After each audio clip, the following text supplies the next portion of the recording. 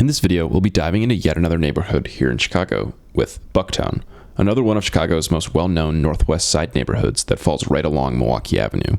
If you've watched any of my previous videos, you'll start to notice a trend with neighborhoods falling along this road. Bucktown, like many other neighborhoods in the area though, started off as nothing more than farmland along a winding Indian trail.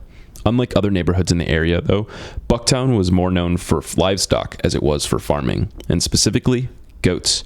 As early as the 1830s, the area where the neighborhood sits today was coined Bucktown. In 1830, the United States government commissioned a project that would connect the Illinois River and Lake Michigan.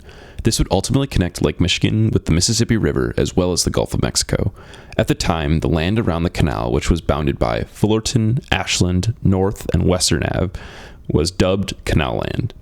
Once completed, the canal that was supposed to be beneficial for the state almost caused it to go bankrupt, though. This led to the state being forced to provision off-canal land to help pay off their debts. 80 acres of the land, which was bound by Fullerton, Levitt, Armitage, and Damon, was bought by George Armour for $2,560, or $32 an acre, which is roughly $100,000 today's money.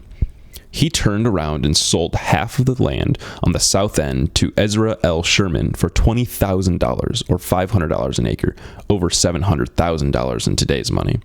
Sherman may be best known for donating 1.94 of his acres to the city for park purposes, though.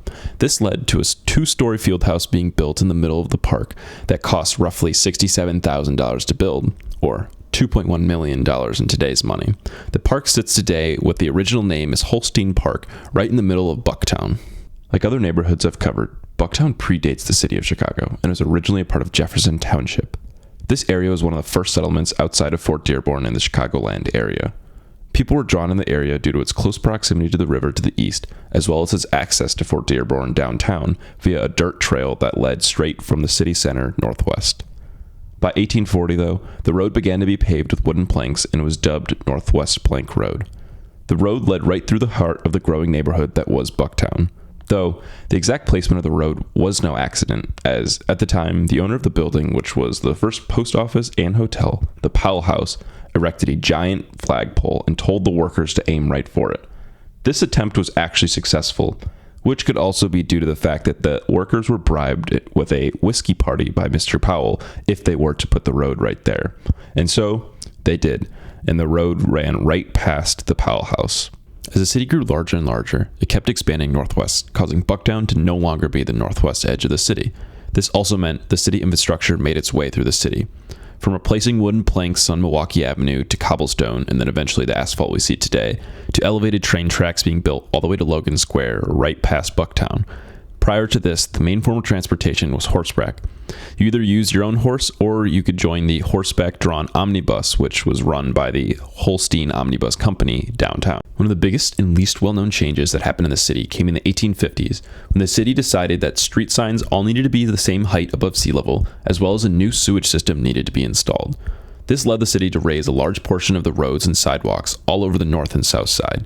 As a result, homes that were built on lower ground found the new sidewalk was level with their second floor or even attics. While some homes were jacked up and had new foundations or even basements built, others were left below the sidewalk as the decision was left up to the homeowner.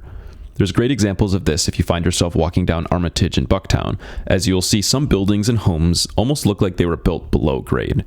Bigger buildings such as hotels and banks were even lifted, which was quite a technological advancement for the time. The name George Pullman is one that's synonymous with Chicago, with an entire neighborhood named after him and his famous railway cars. First came to fame by being in charge of raising many of these buildings.